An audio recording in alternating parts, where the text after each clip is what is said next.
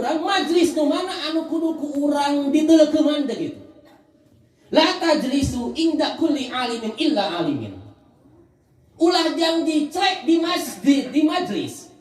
Kecuali eta majlis teh tad'ukum min khamsin ila khamsin. Anu bisa ngarobah ka urang sadayana, bisa ngagerok garobah ka urang sadayana tina sifat-sifat anu awan kana sifat nu sae.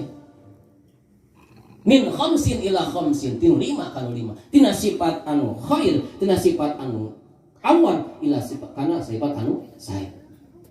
Anu kahiji minasyaqi ila yakin. Bila mana eta majlis teh bisa ngarobah tina karaguan anu aya dina ati urang sehingga bus we kana eta majlis urang teh geuningan jadi yakin. Majlis eta mah kudu deukeutan ulah dijauhan.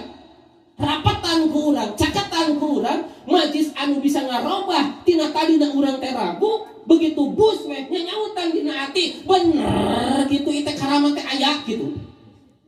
Bener gitu aing mana kiban nepikeun ka ieu sagala rupa dikorbankeun teh teh bener gitu. Asolkeun we ka pangajian diajikeun mah kitu. Naon atuh ari anu disebutkeun karamat teh. Karamat teh pan khariqul adat. Kaluar biasaan.